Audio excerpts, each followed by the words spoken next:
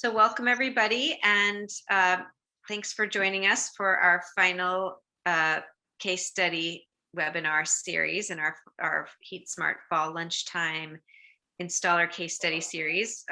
We are last but not least, we have with us Ryan Dailey of Dailey Geothermal to present on a really cool project that he did. I'm really excited about today's webinar because it's a kind of a new heat pump for us, one that we haven't had in the program before, and I'm excited to learn more about it myself.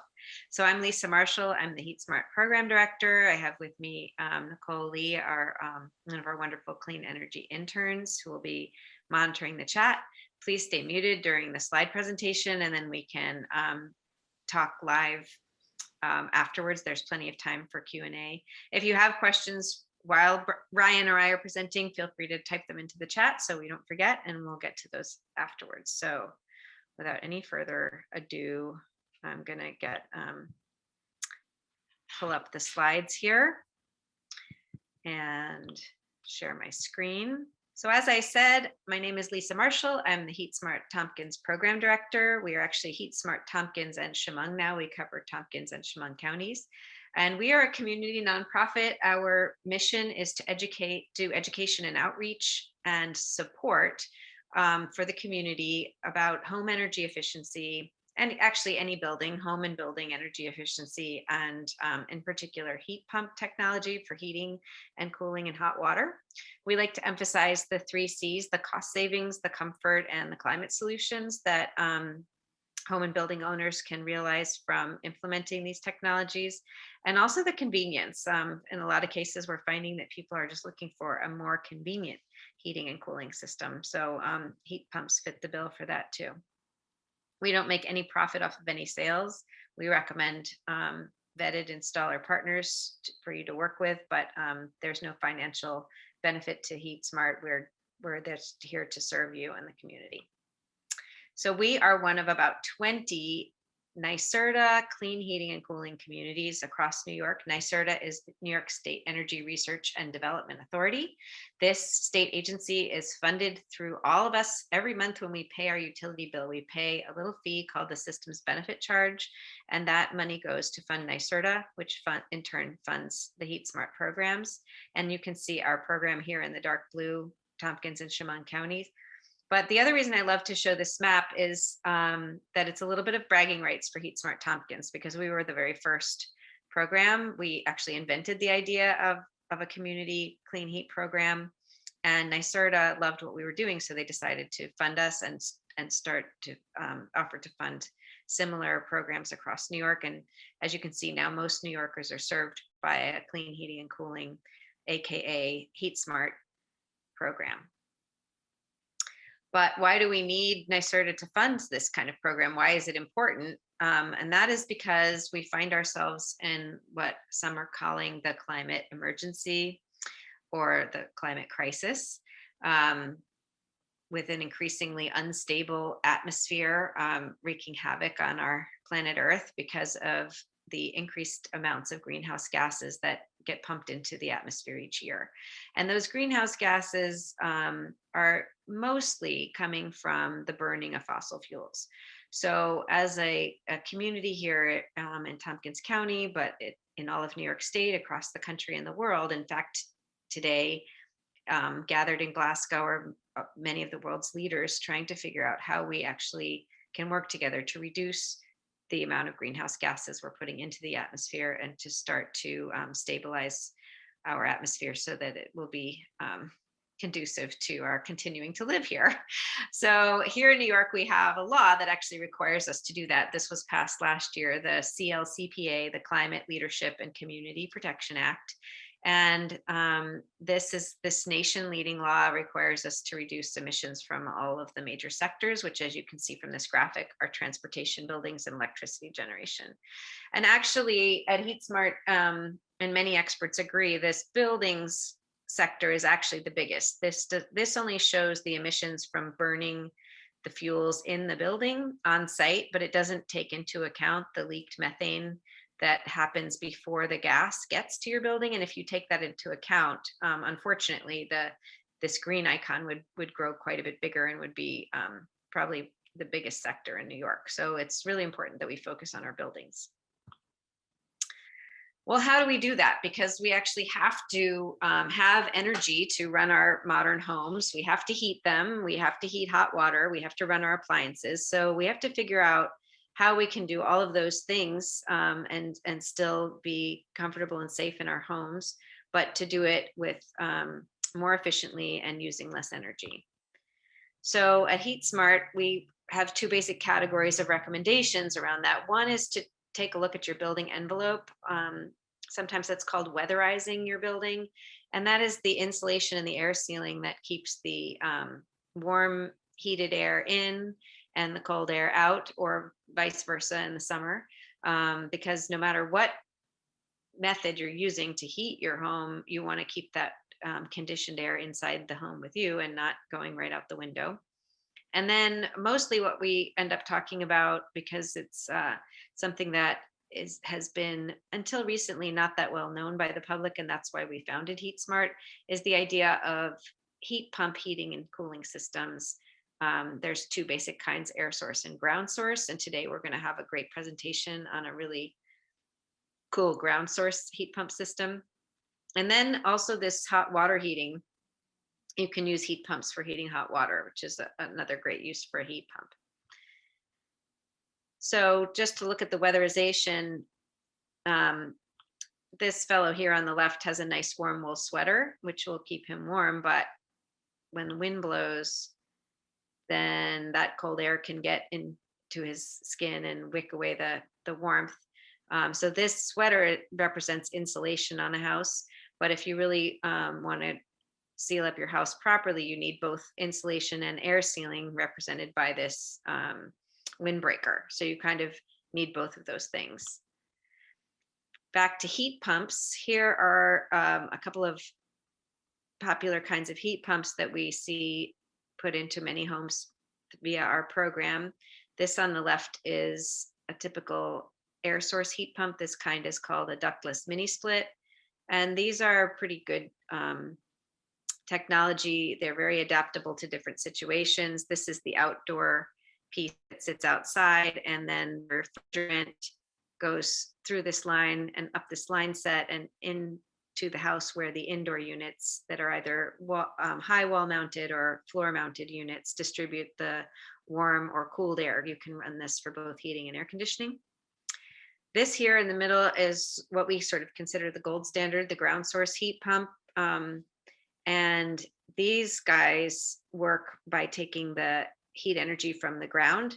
When the sun beats down on the earth, about half of that light energy is converted to heat and trapped in the earth's surface. So if you can think of the surface of the earth as a big solar battery storing that heat energy. Around here, the ground is always about 50 degrees.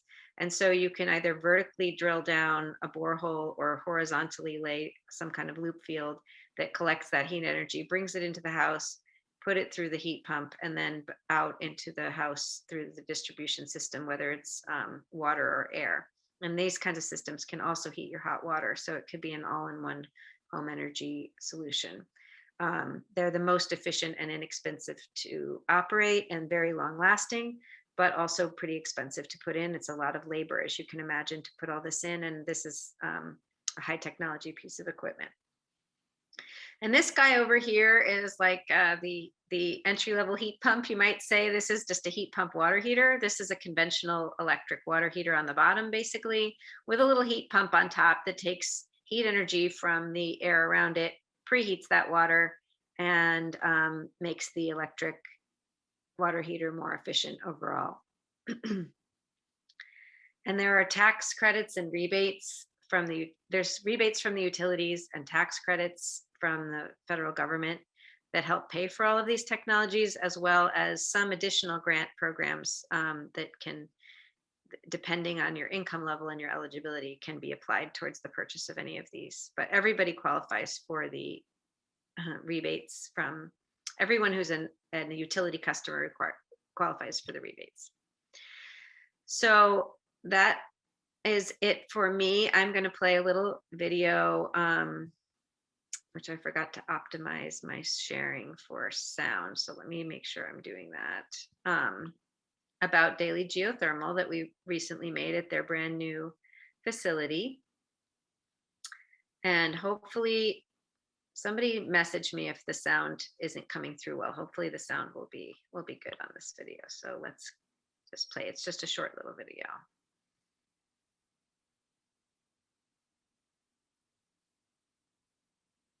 Well, now nothing's happening. Give it a second.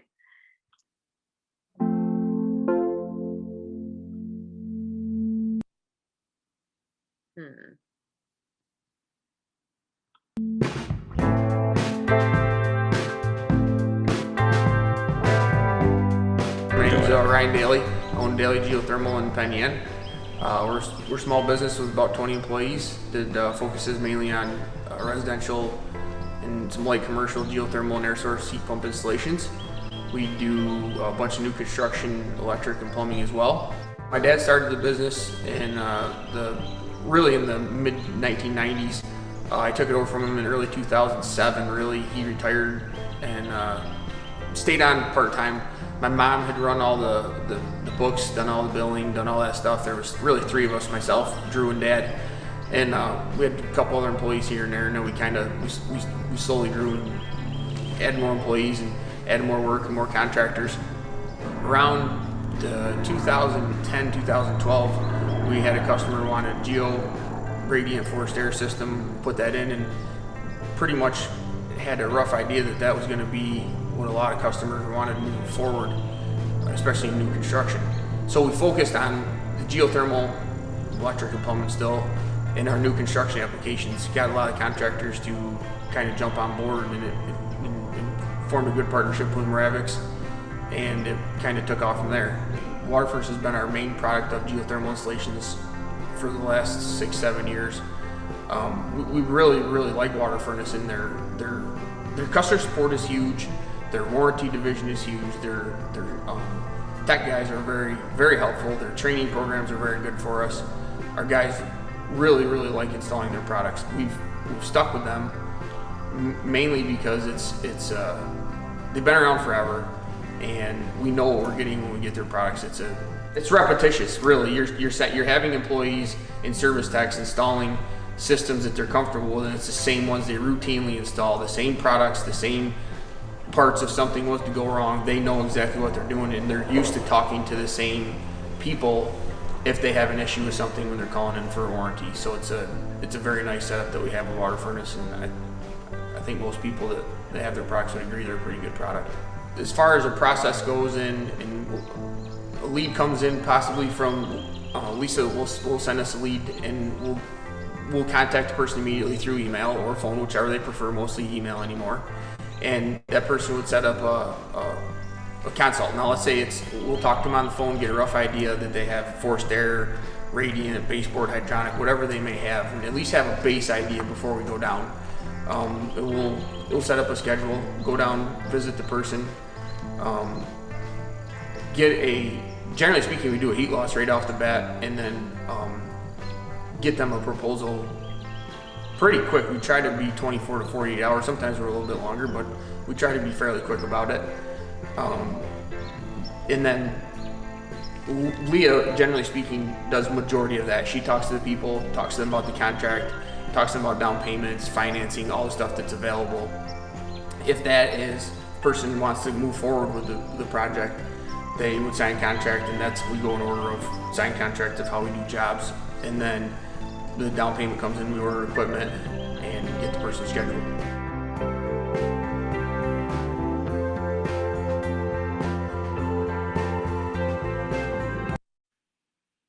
Okay, let's get out of here.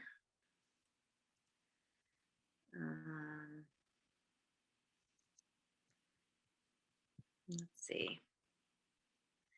So Ryan, do you want me to share again and pull up your slides, or do you want to go ahead and share and pull up your slides yourself? No, I have you do it. All right, I'm gonna do it. That turned out pretty cool. I'm glad I don't have to say that. Exactly, that's what I figured. You're the best. People don't like introducing themselves. So here we go. All right, now my slides are back up. I was having trouble escaping from YouTube. So that's your little introduction to Ryan and Dailey Electric. And I'm excited about the Spurgeon geothermal case study. So take it away, Ryan. All right. So this is a system that we just put in, maybe 2 months, 3 months ago, 2 months ago. It took a little bit longer than normal. It's a net zero product made by HeatSmart. It's a fully variable water to water. It's the first ones we've had in the United States. They've had them overseas. We haven't had them here. We've asked for them. And it's not a technology that anybody has rapidly got us. We have variable speed water to air. We have for a while. Everybody has. The 7 Series has been the big pusher in that. But the water to water and being variable is huge. So anyways, we got this unit. John Manning gets them for us from Phoenix Energy Supply. We got them. It's been a while getting them between all the shipping delays and the mess that's been going on for a year. It was pretty tough getting the units. Is there? Oops, sorry. What's that? Just wondering if there's a picture of it on the next slide. Yeah, I was just getting basic on that thing. That's just sorry. So then I can show you that. But it's a pretty cool unit. I will go over more when we get there. Okay, so this is their house. Simple single story ranch. It had a heat loss right around 50,000 BTUs, like 48,000 is what we came up with. He's an engineer, came up with pretty much the same numbers as we did, went down, talked to him. And originally was going to put a water furnace unit in, wanted a radiant. He has baseboard through the whole house. Maybe next slide shows that, I'm not sure, but I can't remember the order of these now, I'm sorry. We went through, he wanted a radiant. There's the house layout. Basement, and the garage is not part of the basement. The garage is upstairs. There's a basement level. It's all just one big room. The crawl space you cannot get to. And then it has a little office above it. And it was all hot water baseboard. Had an air handler in the attic for central air. And he wanted to put radiant in and zone pretty much everything. So that is what we proceeded to do. We were going to do it with a 5-ton high temp OptiHeat water furnace unit. Kind of talked to him.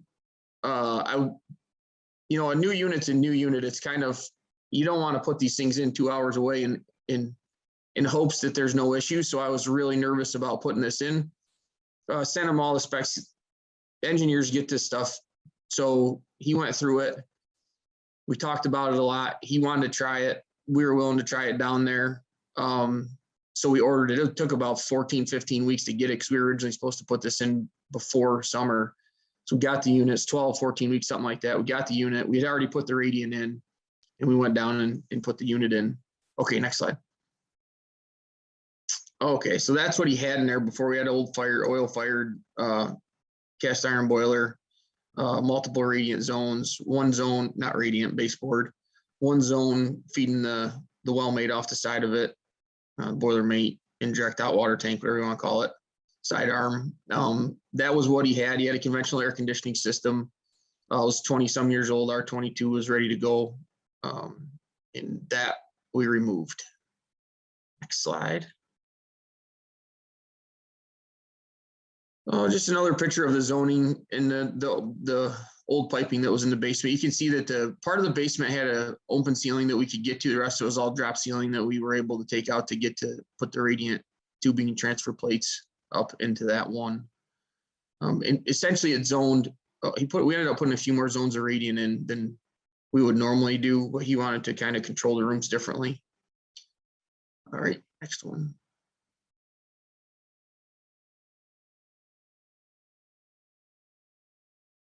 So that shows the ceiling. It was actually quite a chore putting the radiant in this house.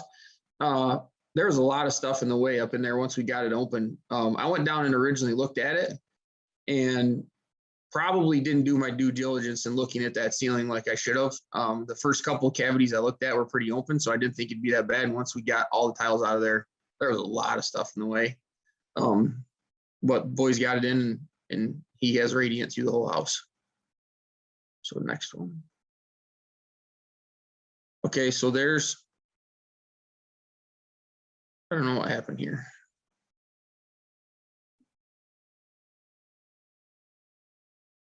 Something happened with our slides there, but I think that when I imported your slides. I messed up the formatting a little bit. Sorry. So, okay, let's go to the next one, see if that one shows it any better. We might have to have you share them, but Okay, so that one works pretty good right there. So that is straight on the net zero unit. That's a little bit wider than that, but that's a 72,000 BTU unit. It'll variable. Yeah, that's the unit. So it'll fully variable from 18,000 BTUs to 73, 74, something like that, right in there, 72.5 or something. So you can run anywhere in between there. So there's a lot of advantages with that unit. It has an internal flow center, which is most situations would be fine. We had to add external flow center, which you can see just to the top right there. It's a single variable speed pump. We had to put that in line because the loop went so far out into his yard. Our shop, we had to add one. The two that I have ordered, we do not have to put them on because of how we planned a little better knowing what their flow rates were. So that system has 6 ports off the top of it. The 2 to the left are the heating supply. The 2 in the center are the loop. And the 2 to the right do the 100% domestic hot water. So if you have a house like this where the variableness, a zone would potentially be under 18,000 BTUs, you have to put a buffer tank in. So conventionally in geothermal, we put a buffer tank on every water to water system, no matter what. With this unit, you don't have to do that unless you have a zone that's below 18,000 BTUs, or the next one down is 15, next one down is 12. There's 3 different sizes. So we just added that little 22-gallon buffer tank. And if it ramps down to, say, it's only producing 8, 9, 10,000 BTUs that are needed, the rest of the production goes into that buffer tank and back to the unit. Expansion tank down on the bottom is a 60. That's for the heating side. And then the one right behind the unit to the right there, the little small one, that's the expansion tank for the hot water. Yeah, right there. And then there's the subfeed panel that feeds the unit. And that is the main setup of the unit right there. That picture to the left is the net zero hot water tank. In the other picture, it's just out of sight to the left right there. Obviously it changed a little bit. That tank is an 80-gallon tank. It's really pretty small, nice light white tank. It's got stainless steel heat exchanger inside of it. But it's a very nice tank. We'll see what the next one looks like, Lisa. Might have. that you said you get these units they're from Europe. I mean, we don't. Yeah, they're from Spain. So it's been kind of a dilemma to find the right. Here we go. We've got them now. So I'm going to reshare to find the right kind of system for people with boilers. Yes, this is good replacement, right? Yeah, this has been what we've been really waiting for. Yeah, there we go. Okay. Okay, so was that Eugenia? Oh, these look so much better. Look at this. Yeah, there you go. Go back one. All right, back one. All right. One more. Back to our regularly scheduled. There we go. Okay, so that gives you a better idea, kind of size wise of the unit. That size of the unit, it's a pretty small unit. It's pretty hefty. Weighs about 500 pounds. Yep, you're fine. You can go to the next one that shows the hot water tank a little better. Yeah, there we go. So that's the unit. That's the hot water tank. Generally speaking, we have installed Stiebel tanks. They're Germany made. They're a solar tank actually, but we use them for 100% domestic hot water production off of water furnace units. Requires 3-way valves and all that stuff.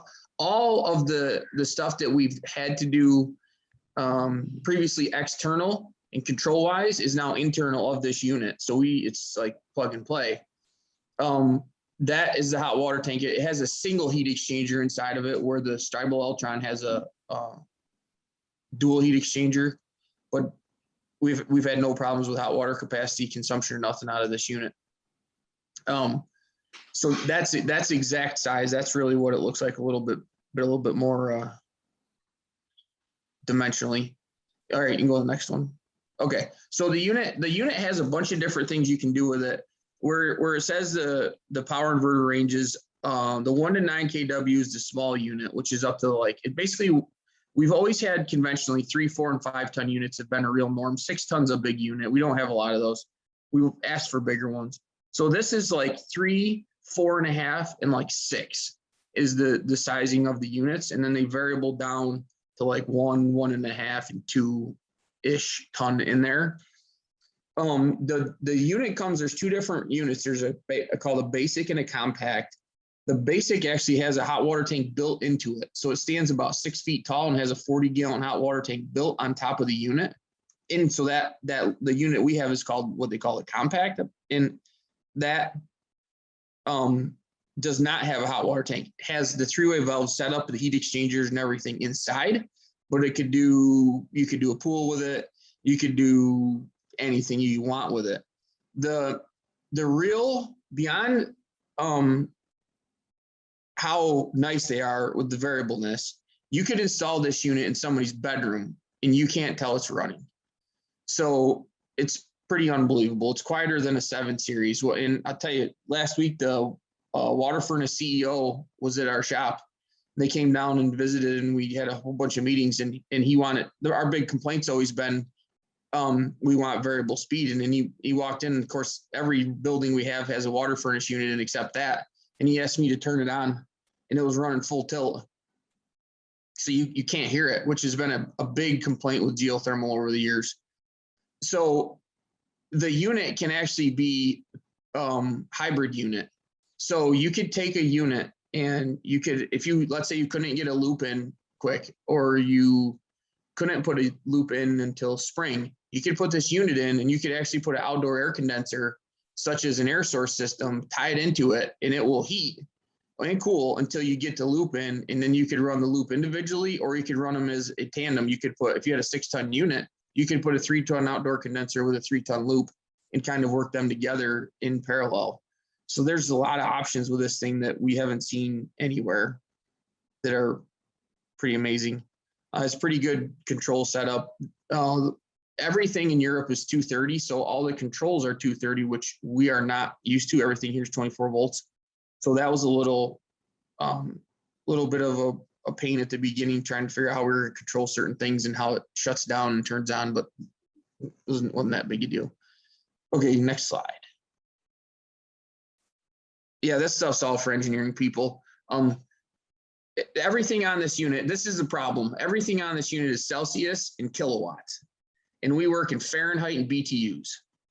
So every time we're talking to them, we're trying to, there's got to be something done in the unit so that we can switch it from European measuring system to our measuring system, so that we can set it up, figure it out, all that stuff a little bit easier. But essentially, this is the simplified version of what it can do.